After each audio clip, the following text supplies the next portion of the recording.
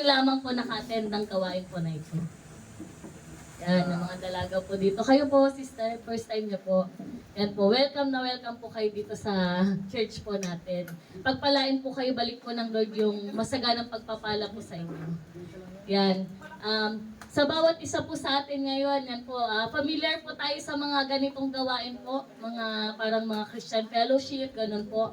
Kaya po, ngayon po kasi, kung paano po ituturo sa atin yung salita ng ating Panginoon, dito po kasi, sa nakagisnan po natin, di ba po, babasahin lamang po natin, tapos ay kukwento lang po sa atin. Pero ngayon po, dito po, pinapakita sa atin ng Panginoon yung sa bawat pamumuhay po natin kung ano po yung dapat nating gawin. Sige po, tayo na po ay mag-start. Yan po, base po dito sa binasa po natin kanina sa Mateo 8 verse 18 to 22, sabi po dito, pinapakita po dito yung paglilingkod kay Jesus. Kaya nga po, pamagatan po natin yung ating pag-aaral, the cause of call. Gano'n po ba kahalaga yung panawagan po ng bawat isa sa atin? Kasi alam nyo po, bawat isa po sa atin, hindi po aksidente na meron pong nag-invite po sa atin. Di ba po, ngayon po, tanghaling tapat, di ba po, minsan, kung saan po tayo na mamasyal, di ba po, yung iba may mga bisita, pero bakit po ba dinala ang panyapak po natin ng Panginoon sa lugar po na ito? Kasi meron pong panawagan ang Diyos sa bawat isa sa atin. Meron pong tinawag para maglingkod sa lugar po na ito, meron pong tinawag ang Lord para po makinig ng kanyang salita, meron pong tinawag ang Lord, di ba po, para ibigay po natin yung buhay po natin sa ating Panginoong Kristo. At dito po natin malalaman, bakit po ba tayo tinawag ng Panginoon? Kaya nga po, sige po, umpisahan na po natin. Sabi po dito, Mateo 8 verse 18 to 20, sabi dito, remind us that there are no guarantees in this world when following Jesus. Dito po pinapakita dito ng ating Panginoon, kapag lumapit po pala tayo sa ating Panginoong Hesukristo, pinapakita ng Lord na walang guarantee dito sa mundong ito. Bakit po? Kasi dito po pinapakita dito ng ating Panginoon, ang guarantee ng bawat Christian or guarantee ng mga tinawag ng Panginoon ay sa ating Panginoong Hesukristo na po. Amen. Di ba po, tayo po, mga kapatid sa Panginoon, di ba po, nung tayo po ay, ano po yung dati nating pamumuhay? Di ba po, anong pamumuhay po natin dati, di ba po, nakatuon po tayo sa mga bagay na ginagawa po natin, sa pag-aaral po natin, sa pagtatrabaho po natin. Di ba po, doon po tayo kumukuha ng pag-asa. Amen po? Pero po ngayon na nasumpungan po natin, nakilala po natin ang Panginoong Hesukristo, kasama po ng mga bagay na mga pangarap po natin, nandyan na po ang Panginoong Hesukristo. Amen po. Kaya nga po, di ba, natututo na po tayong tumawag sa Kanya. Amen? Kaya po tayo natututo na pong manalangin sa Kanya. Bakit po? Kasi nakilala na po natin na ang garantiya ng buhay po natin ay na kay Jesus lamang po. Amen? Amen. Kaya nga po, sabi po dito, Jesus calls every followers to live with unconditional trust and undivided affection for Him. Dito po pinapakita dito ng Panginoon, lahat ng tinawag, lahat ng followers ng ating Panginoong Kristo, tayo po ay dapat may unconditional trust. Ibig sabihin po dito, nandyan na po yung pagtitiwala natin sa Panginoon. Ano man po yung mangyari, pagdaanan ng bawat isa po sa atin, nandyan na po yung pagtitiwala po natin sa Panginoon, di ba po? Sino po yung may mga problema po sa oras na ito? Amen po. Sino po may mga problema? Yan, lahat po tayo, di ba po? Kasi ang walang problema, patay. Di ba po? Yung mga patay, wala nang problema. Amen po. Pero tayo mga nabubuhay, habang nabubuhay po tayo, di ba po? Kada masusolusyonan natin yung problema po natin, meron na namang darating na problema. Amen po. Kumbaga po sa mga nilalaro po natin, di ba po? Natapos mo yung level 1, magiging level 2 ka na po. Sa school naman po, pagtapos mo ng grade 1, grade 2 po. Ganon din po sa atin. Habang tayo po ay nabubuhay, dumarating pong problema. At sa bawat problema po na masusolusyonan po natin, meron namang darating na mas mabigat. Amen po? Pero, kaya nga po nandyan ang ating Panginoon. Yung unconditional trust po natin sa ating Panginoon, dapat lagi po yan nasa atin po. Amen po? Sabi po dito, Jesus is making clear here, He is worthy of unconditional trust. Sabi po dito, you may lose everything in this world. Maaari pong mawala sa atin lahat ng bagay na ito. Pero, ang Panginoon na nananatili sa bawat buhay po natin. Kaya nga po, sabi niya sa kanyang salita, di ba po, ang lahat ng bagay ay mapupugnaw, ngunit ang kaliit-liitang salita ng Panginoon kailanman hindi magkakabula. Ano po bang pinapakita dito ng Panginoon? Ano po ba yung salita na yun? Si Christ po mismo yun. Sabi po ng John 1:1, sa pasimula pa lamang, kasama ko na ang salita at ang salita mismo ay ang Diyos. Kaya nga po dito po pinapakita dito ng Panginoon, dumating man ang mga pagsubok, dumating man ang mga bagyo sa bawat buhay po natin, nandyan po ang ating Panginoong Kristo. Kaya nga po sabi dito, sa pagsunod natin sa ating Panginoon, maraming tayong kakaharaping mga pagsubok. Amen po. Kaya nga po, naalala ko po kanina kasi ang topic po ni Pastor po doon, yung storm po ng buhay po natin bilang isang Kristiyano. Kaya sabi ko, yan po pala, parang nire-relate niya po sa topic po natin ngayon na talagang lahat ng mga Christian, darating ang mga pagsubok. Pero meron naman pong salita ang Diyos para magbibigay ng kalakasan po sa atin. Kaya nga po sabi po dito sa number 1, the challenge of comfort. Tayo pong mga Kristiyano, ano po yung comfort po natin? Di ba po, ang comfort po natin mga tao po, di ba po, yung maganda po nating tahanan, amen? Yung maganda po nating mga sasakyan, di ba po, kaya nga po tayo bumibili ng mga bagay na yun para hindi po tayo mahirapan mag-commute, di ba po? Kaya binibili po natin yung mga bagay po na yun. Kaya nga po dito po, pinapakita dito ng Panginoon, ano ba yung challenge ng mga comfort po na ito? Kaya nga po, sabi po sa verse 18 to 19, sabi po dito, nang makita ni Jesus sa mga tao sa kanyang paligid, inutusan niya ang mga alagad na maging sabi po dito, inutusan niya mga alagad na maghandang tumawid sa kabilang ibayo. Lumapit sa kanya ang isang tagapagturo ng kautusan at sinabi, Guro, sasama po ako sa iyo saan man kayo pumunta. Ngunit, sumagot si Jesus, may mga lungga ang mga asong gubat at mga pugad ang mga ibon, ngunit wala man lamang pong matulugan at mapagpahingan ang anak ng tao. Ano po bang pinapakita dito ng Panginoon? Di ba po, dito po, bakit po ba sila pinatawid sa kabilang ibayo po? Di ba po, kumbaga po, nung time po na nandun na po sila, nandun na po yung comfort po nila. Amen. Amen po. Amen. Pero tignan nyo po ano po yung parang pinapakita dito sa atin ng Panginoon. Di ba po pag tumawid, tayo nga po, di ba po pag tumatawid sa isang lugar. Di ba po, ang dami pong hadlang or di ba sa sasakyang barko, di ba po, andyan yung parang andun yung maalon, di ba po, andun yung parang matatakot ka kung makakarating ka ba sa kabilang pangpang, di ba po. Dito po pinapakita dito ng Panginoon, relate din po yan sa bawat buhay natin. Sa pagtawid po natin, sa buhay po natin ito, bilang isang tao at bilang isang Christian, sa pagtawid po natin sa ating Panginoon, meron po tayo mga dadanasin. Amen po? Amen. Kaya nga po sabi po dito, rejection of worldly comfort. Kaya nga po mahalaga po sa bawat isa po sa atin na yung rejection po natin sa mga bagay na worldly comfort. Ano po ba ito mga ito? Sabi dito, Jesus was warning an overly eager follower that being His disciple means giving up material security, luxury, and the comfort of permanent home. Ano po bang pinapakita dito ng Panginoon? Every followers of Jesus must deny their comfort zone. Amen? Dapat tinatanggal na po tayo sa comfort zone po natin. Ano po bang security ng tao? Una po dito, di ba? Kaya po ang mga tao po kumukuha ng insurance. Amen po. Saan man po tayo mapunta, di ba? Nasa bangko man po tayo, kumuha tayo ng insurance. Kasi parang sinisecure natin, amen? Amen. Yung mga bagay na meron po tayo, maging sa, di ba, minsan pag nangungutang din po tayo, may mga insurance din po yan, di ba po? Minsan po ang tao, minsan sigurista po kasi yan. Amen? Amen. Minsan yun po yung comfort ng tao. Pero dito po pinapakita dito ng ating Panginoon. Sabi po dito, dapat i-reject na po natin lahat ng mga comfort zone po natin. Kasi gusto po ng Panginoon, ang pagtiwalaan po natin ay ang ating Panginoong Heso Kristo. Amen. Heso Kristo. Amen?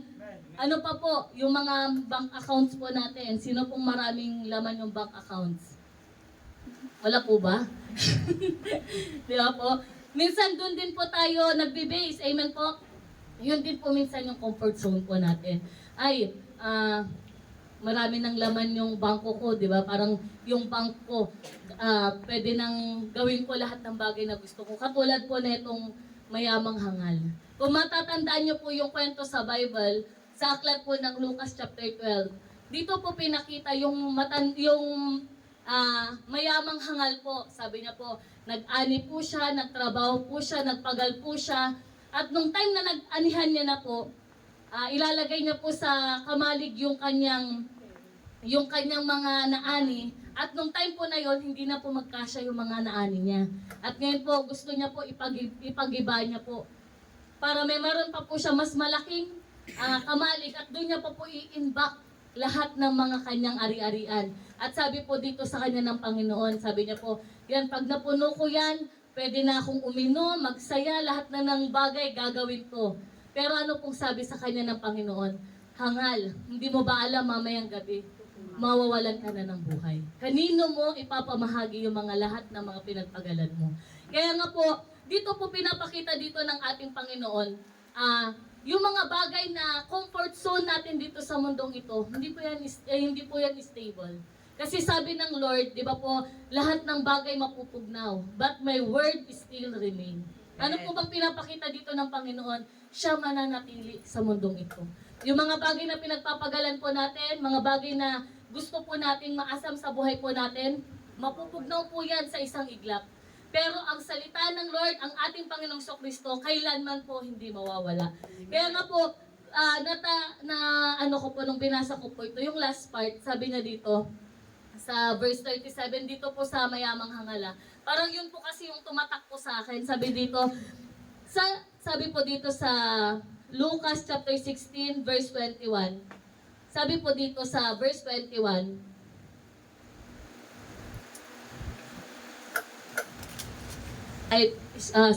Lucas chapter 12, verse 21. Verse 21. Sabi po dito sa verse 21, ganyan ang sasapitin ng sino mang nag-iipon ng kayamanan para sa sarili, ngunit dukha naman sa paningin ng Diyos. Ulitin ko po sa inyo. Sabi po dito sa verse 20, umakyat po tayo ng isang verse. Ngunit sinabi sa kanya ng Diyos, hangal, sa gabi ring ito babawian ka ng buhay. Kanino ngayon mapupunta ang mga inilaan mo para sa iyong sarili? Ganyan ang sasapitin ng sino mang nag-iipon ng kayamanan para sa sarili, ngunit dukha naman sa paningin ng Diyos. Dito po pinapakita dito ng Panginoon, lahat ng bagay na comfort po natin dito, sa isang iglap, kaya po yan makuha ng ating Panginoon. Amen po? Kaya nga po, dapat po, yung challenge of comfort po natin, tanggalin na po natin yan sa bawat buhay po natin. Ano pa po? Sabi po dito, the cost of discipleship. Kaya nga po, ito po yung kahalagahan ng discipleship. Kaya nga po, ito po yung kahalagahan kung bakit po tayong lahat nagagather po sa oras po na ito para po tayo po ay maturuan ng salita ng Panginoon. Sabi po dito, the verse is a reminder that prioritizing God's kingdom requires believers to prioritize spiritual goals over earthly comfort. Dito po pinapakita dito ng Panginoon yung kahalagahan na yung priority na po natin yung mga bagay na spiritual. Ano po ba yung mga bagay na spiritual? Yung pagpunta po natin sa gawain, di ba po? Yung pagbabasa po natin ng Bible, di ba po? Yung pananalangin po natin, yung pagba-Bible study po natin, yung akay po natin sa mga kapatiran po natin, pag-invite po natin sa mga kapatiran po natin, yan po yung mga spiritual goals po natin.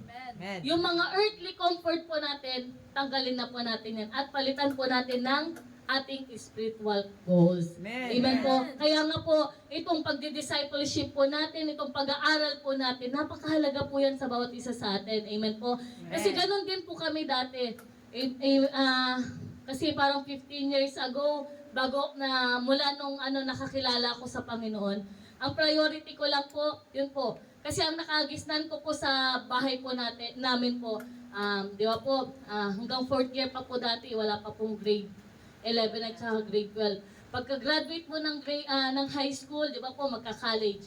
Pagtapos mo ng college, di ba po, ang gagawin na po natin, maghahanap ng trabaho. Amen po. Tapos mag-iipon, magpapamilya, at mag-iipon, magpapayaman, or anuman po yung gagawin po natin. Yun po yung nakagisnan po natin. Pero ngayon po, di ba po, binuksan po ng Diyos ang kamalayan po natin sa pamamagitan ng kanyang salita na dapat po pala sa buhay po natin ito, kailangan unahin po natin ang Panginoon po sa bawat buhay po natin.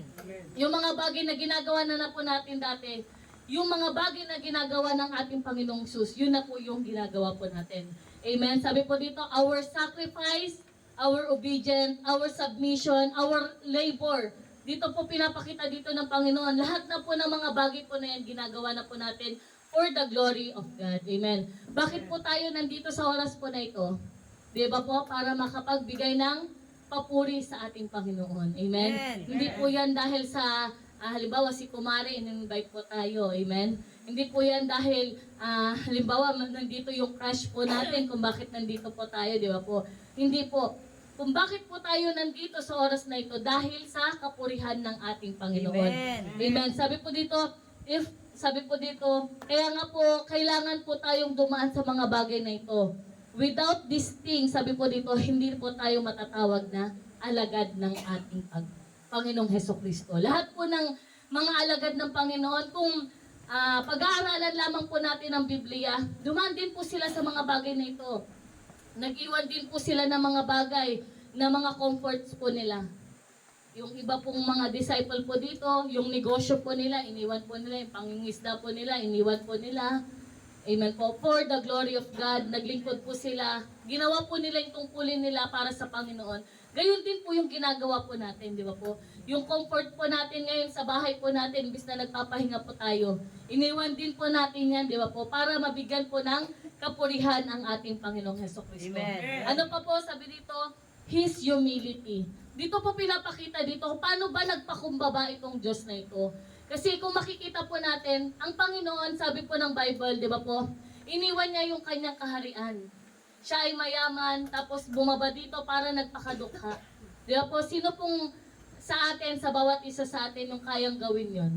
Halimbawa po, tayo po, may kaya sa buhay, or kahit na po, na nandito tayo sa buhay po natin ito, tapos sasamahan po natin yung mga kasama po natin sa labas, na wala pong halimbawa makain, kaya po ba natin gawin yon? Di ba po, kung tayo pong mga tao, hindi natin kaya yon. Pero ang Panginoon, ginawa niya po yun. Siya ay mayaman, siya ay hari, pero pinilit niyang bumaba dito sa mundong ito para po tayo ay mapaglingkuran. Amen? Ganon din po yung goal natin. Lahat po tayo. Yun din po ang goal na po natin. Sabi dito, as the Son of Man, Jesus, experienced the exhaustion, vulnerable, and homeless common to humanity. Dito po lahat naranasan ng ating Panginoon. Lahat ng naranasan nyo po, naranasan din niya ng Panginoon. Naranasan nyo pong walang matirahan, gayon din po ang ating Panginoon. Naranasan po nating walang makain, naranasan din po yan ng ating Panginoong Sokristo. Naranasan nyo po bang, halimbawa po, naghahagilap po tayo kung kani-kanino, naranasan din po yan ng Panginoon. Kasi, base po dito sa Bible po, di ba po, sabi po ng kanyang salita, kahit isang sulyap, wala pong nagbigay ng paningin sa kanya. Di ba, napakasakit po yun.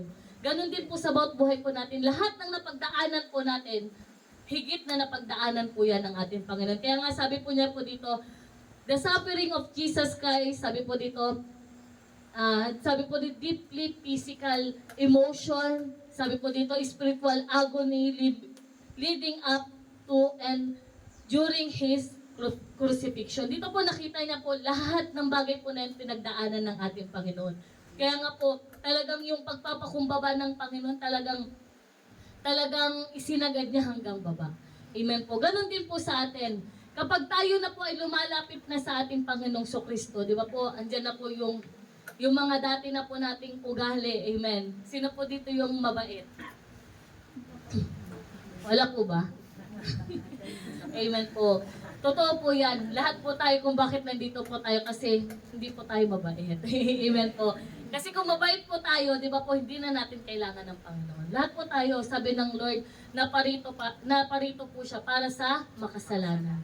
Tayo pong mga makasalanan, tayo pong hindi mabait, tinawag ng Lord. Amen. Kaya nga po, dito po, bilang sa paglapit po natin sa ating Panginoong Sokristo, unti-unti, di ba po, binabago niya po yung buhay po natin. Kaya nga po, kung makikita po natin sa buhay po natin ito, maraming bagay na aayusin ng Lord sa bawat buhay natin. Kaya nga itong challenge of comfort, Di ba po, tinatanggal niya po tayo sa comfort po natin, tinatanggal niya po tayo dito sa mga bagay sa mundong ito para po mapunta po tayo sa kaligtasan tungo sa Kanya.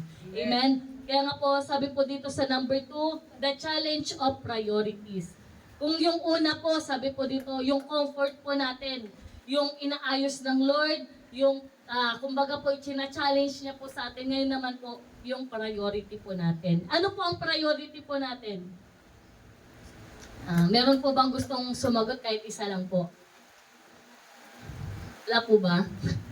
Kaya po, ano po ang priority po natin? Yung priority po natin, yung mga bagay na mas higit na pinaglalaanan natin ng panahon.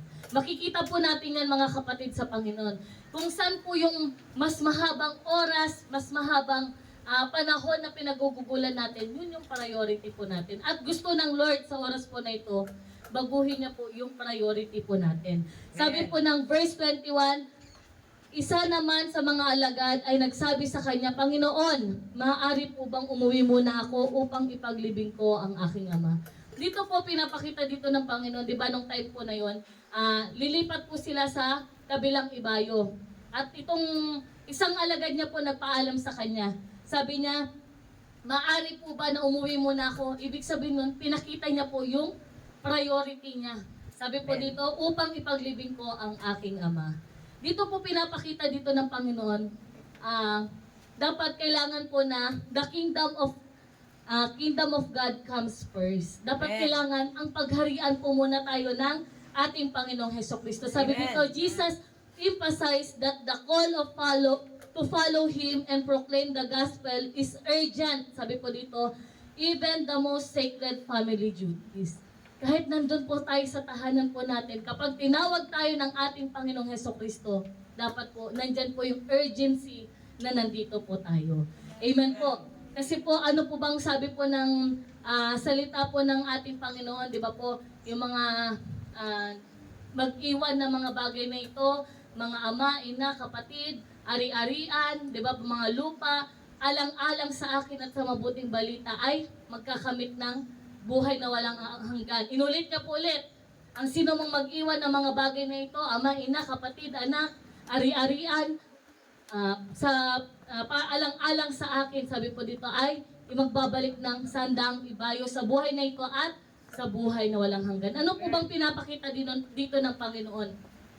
Ano mang mga bagay na humahadlang po sa atin sa paglapit natin sa ating Panginoong Sokristo, dapat tinatanggal na po natin yan at inuuna na po natin ang Panginoon sa bawat buhay po natin. Sabi po ng Colossus chapter 3 verse 2 to 3, sabi po dito, ang mga bagay na panlangit ang isaisip ninyo, hindi ang mga bagay na panlupa, sapagkat namatay na kayo at ang inyong buhay ay nakatago sa Diyos kasama ni Kristo.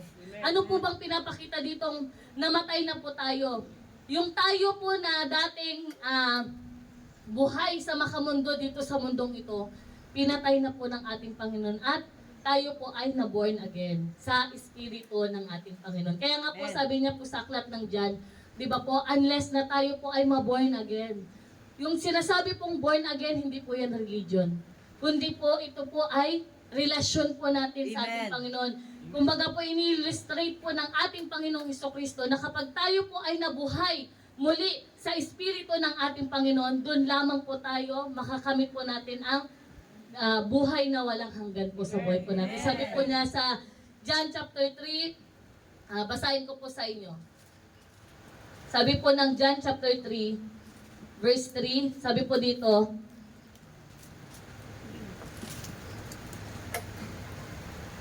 sumagot si Jesus, tandaan mo ang sinasabi ko sa inyo, malibang ipanganak na muli ang isang tao, hindi siya makikita ang paghahari ng Diyos. Hindi niya makikita ang paghahari ng Diyos. Kaya nga po, napakahalaga na tayo po ay mamuhay o mabuhay sa Espiritu ng ating Panginoon. Kaya nga po, itong mga bagay na ginagawa po natin, kung mananatili po yan sa buhay po natin, bubuhayin po ng Lord ang Espiritu po natin. Amen po. Hindi po tayo nandito sa lugar na ito kung hindi po binuhay ng Lord ang Espiritu mo.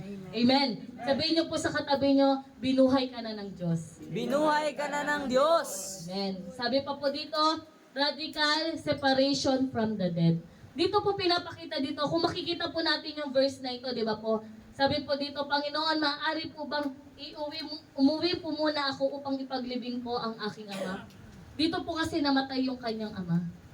Pero hindi po natin sinasabi na masama po yun na ipaglibing. Pero ito pong time po na ito, itong tagpuan po na ito, meron po kasing katapat ito na tinawag po siya ng ating Panginoon.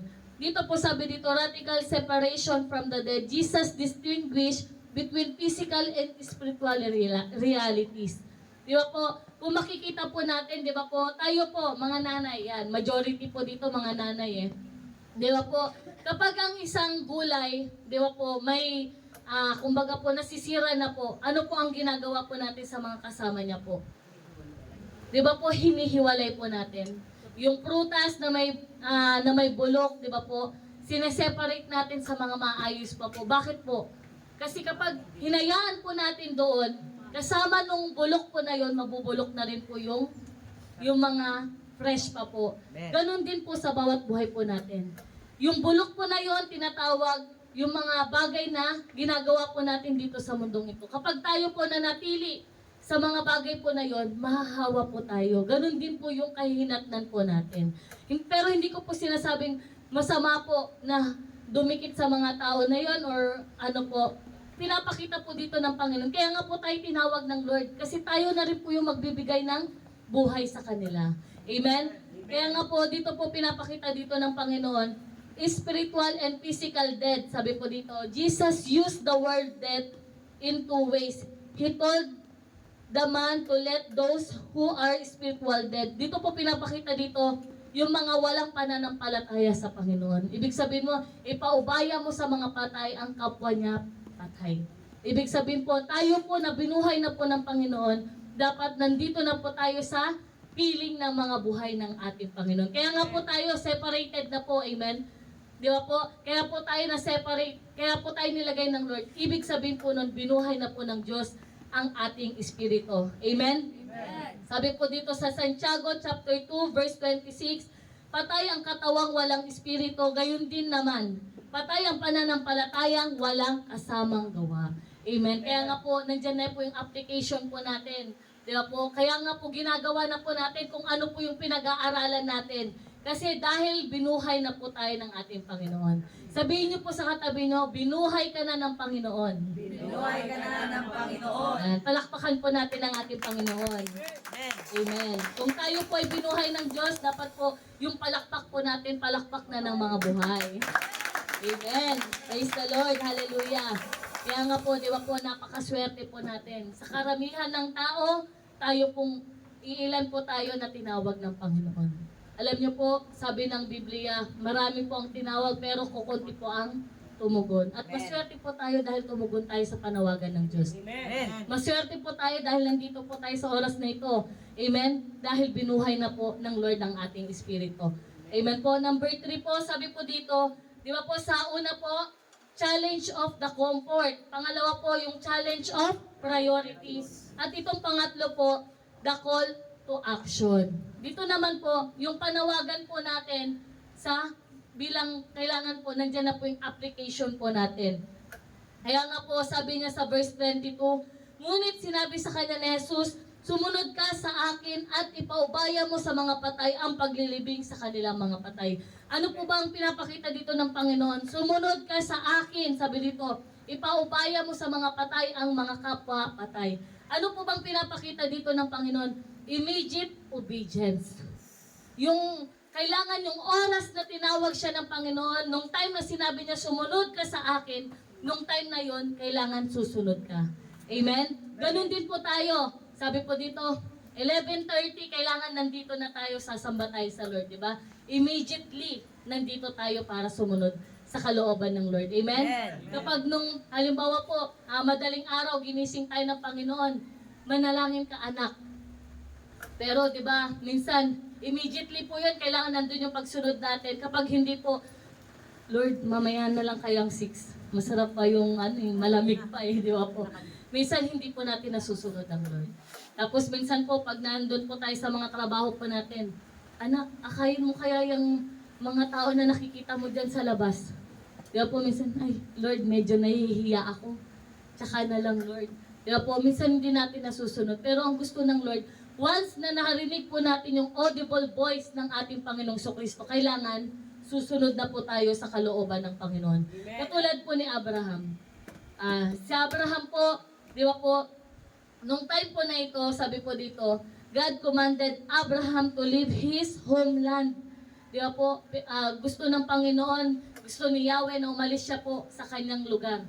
Di ba po, pinili niya po yung ilang na lugar. At nung time po na i-ask niya po si Isaac na ihandog niya po, hindi po siya nagdalawang isip. Ibinigay niya po agad yung kanyang anak. Di ba po, sabi po dito, even if he don't understand, sumunod po si Abraham. Ganon din po tayo sa paglilingkod po natin. Kahit na hindi po natin naunawaan, alam ko po marami po sa atin ngayon bago lang po tayo. Pero alam ko po na hindi po aksidente kung bakit nandito po tayo. Kasi alam ko po na tinawag tayo ng Lord kasi meron po siyang purpose. Kahit hindi nyo po naiintindihan kung bakit nandito kayo, may purpose po ang Lord. Gusto niya po natawagin ang bawat buhay po natin. Katulad din po ni Abraham, kahit hindi niya po naunawaan na nag-iisang anak ko to, bakit ihahandog? Inahandog niya po yan. Pero tignan niyo po, hindi po pinahintulot ng Lord. At sabi niya po, sa lahi po ni Abraham, magmumula ang tagapagligtas. Di ba po? Great opportunity. Amen. Amen. Yung ibinigay sa Amen. kay Abraham. Ganon din po sa bawat buhay po natin. Once po na tayo po, sumunod po tayo kahit hindi po natin naintindihan, yung great opportunity darating sa buhay po natin. Amen. Amen. Palakpakan po natin ang Panginoon. Ano pa po? Sino pa po? Si Mary, yung nanay po ni Jesus. Di ba po, nung time po na kinatag po siya ng anghel ng ating Panginoon, di ba po, kahit hindi niya po naunawaan, bakit ako? Kasi alam niyo po, sabi po dito, kahit na po siya ay mapanganib nung time po na yun. Kasi kapag, nung panahon po dati, di ba po, alam ko po yung iba na abutan to. Kasi yung lola ko po, naabutan niya rin po, di ba po? Mahawakan lamang po yung daliri ng babae, di ba po? Ipapakasal agad po yan. Amen? Sa atin po, mga nanay, na abutan po ba natin yon? Amen po, di ba po? Kaya nga po, nung time po na yon, nung panahon po nila, nung time po na 2,000 years ago, ganun din po sila. Kapag ikaw nabuntis ka, dalaga ka, babatuhin ka hanggang mamatay. Kahit na siya ay mapahamak, kasi nung time po na ipapakasal pa lang po siya kay Joseph nung time po na yon, at hindi pa po siya nakakasal, mabubuntis na po siya. Di ba po, idadalhin niya na po yung tagapagligtas. Dinalaw po siya ng Espiritu ng Lord at nilagyan po siya ng Espiritu ng Panginoon para po siya ay magdalang tao. Dito po pinapakita dito, kahit na ititake niya po yung risk nung panahon po na yon, ginawa niya po yun kahit hindi niya po naunawaan.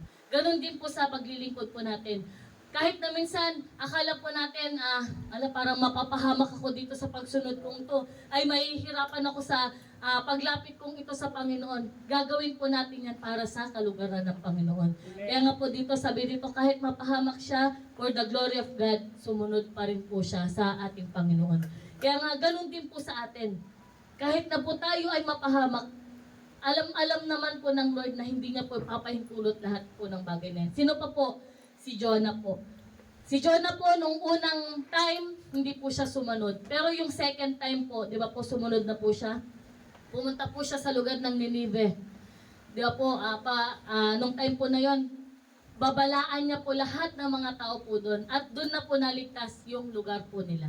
Amen po. Nung time po na yan, natutunan nila magpakumbaba dahil sinabihan po sila ni Jonah. Kung hindi po sila sinabihan ni Jonah nung time na yon, kung hindi po siya sumunod kay Yahweh nung time po na yon, mapapahamak po ang lugar ng Ninive. Ganon din po sa atin mga kapatid sa Panginoon. Tayo po pala sa pagsunod po natin, sa bawat pagsunod natin sa ating Panginoon, may mga tao din pala nakasalalay po sa atin para po maligtas.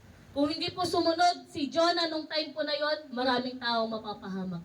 Tayo po mga kapatid sa Panginoon, alam niyo po, lagi ko pong nakatatak sa isip ko po yung sinabi sa amin ni Pastor. Bawat isa po sa atin, meron pong nakatalagang tao. Kung hindi ka po lalapit, kung hindi ka po tutugon sa panawagan ng Lord, may mga tao po na hindi maliligtas. Amen po? May mga tao po na nakatalaga sa iyo para akayin mo. May mga tao na nakatalaga sa iyo para ikaw ang magdala sa kanila sa Panginoon. Kaya nga po naalala ko, sabi ko, kung hindi pala dumating si Pastor doon sa lugar po ng mga tarif, kasi hindi naman po taga dito si Pastor sa Pangasinan. dumating lamang po siya, siguro maging ako, naging pariwara na pong babae, naging magulo na rin po ang buhay namin, hindi naging maayos ang pamumuhay namin. Kaya ganun din po sa bawat isa sa atin. Sa pagsunod po natin, meron din pong mga tao na maliligtas pagdating po ng araw. Amen. Malay po natin yung mga pamilya po natin na hindi pa po nakakakilala sa Lord. Kayo po yung magpapakilala sa Kanya. Kaya nga po, dito po pinapakita dito ng ating Panginoon yung cause of, sabi po dito, call ng bawat isa sa atin. Kung gaano napakahalaga ng panawagan ng bawat isa po sa atin. Mga kapatid sa Panginoon, wag po nating hayaan na hindi po natin magawa yung tungkulin na ibinigay sa atin ng Panginoon. Kaya nga po, sabi po sa panghuli dito, Mateo chapter 8 verse 22, ngunit sinabi sa kanya ni Jesus, sumunod ka sa akin at ipaubaya mo ang mga patay sa paglilibing sa kanilang mga patay. Dito po pinapakita dito ng Panginoon yung pagsunod po natin sa Kanya. Dapat yung urgent po natin na pagsunod sa Kanya, dapat lagi pong nandyan. Pag nandyan na po, narinig na po natin yung audible voice ng Lord, kailangan nandyan na po yung pagsunod natin. At yun lamang po yung nais ko pong ipahayag sa oras po na ito. Dalangin ko po sa Panginoon, pumasok po sa bawat puso po natin at magbigay po ng kaunawaan po sa bawat isa sa atin. Sige po, ihanda po natin yung ating mga sarili po sa pagpira-piraso po ng tinapay.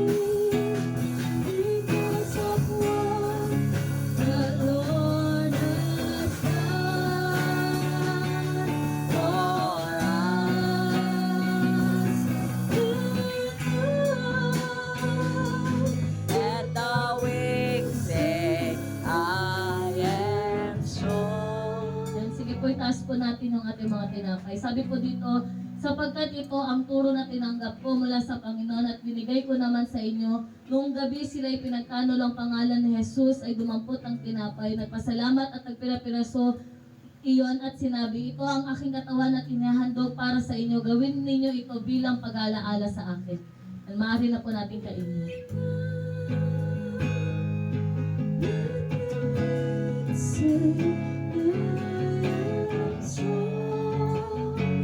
Taas po natin ang ating mga saro. Matapos maghapunan, dumampot din siya ng kopa at sinabi, ang kopang ito ang banal, ang bagong tipan na pinagtitibay sa aking dugo. Tuwing iinumin ninyo ito, gawin ninyo bilang pag-aalaala sa akin sapagkat tuwing kakain kayo ng tinapay na ito at iinom ng kopang ito, ay pinapahayag ninyo ang kamatay ng Panginoon hanggang sa kanyang muling pagparito. Yan po. Hallelujah, Lord Jesus, Lord. Hayaan mo po, Panginoong Sus, bilang pagtanggap po namin, Panginoong Sus, Lord, ng iyong banal na dugo, Lord God. Dumali po, Panginoong Sus, ang Espiritu na nagmumula sa iyo, Lord God. Buhayin mo pong bawat isa po sa amin. Salamat, Panginoong Sus. Tayo po inumin po natin. Sige po, tayo po manalangin sa panghuli. Hallelujah, Lord Jesus, Lord. Hayaan mo po, Panginoong Sus, Lord, sa oras po na ito, Panginoong Sus, Lord. Ikaw po ang Diyos na pumasok, dumaloy sa bawat buhay po namin, Lord. Lord, di po aksidente, Lord, na dumating ka sa buhay namin, Lord, nagpakilala ka, Panginoong Sus. Alam po namin, Lord, lahat ng panawagan namin sa bawat buhay po namin, Lord, ikaw po ang Diyos na manguna, Lord God. Bigyan mo po ng kalakasan ng bawat isa, Panginoong Sus, at pangunahan mong buhay po namin ito. Buksan mo pang bawat puso namin, Lord God. Dalangin namin, Lord, malaya ka makakilos, makagalaw, Lord. Gamitin mo po kami para sa iyong kaluguran. Salamat, Panginoong Sus. Dalangin ko rin, Lord, sa bawat kapatid ko, Panginoon, na narito, Lord God, sa kanilang pag-uwi, Panginoong Sus, ikaw po ang Diyos na taglay-taglay nila, Panginoong Sus. Dalangin ko rin, Lord, ang pag-umapaw ng biyaya ng Espiritu mo, Lord, pagpapala, kalakasan, kagalingan sa kanilang lahat, O Lord God. Idaloy mo po sa kanilang buhay. Salamat, Panginoong Sus. Sa iyo po namin binabalik lahat ng kapurihan. In Jesus' name, Amen.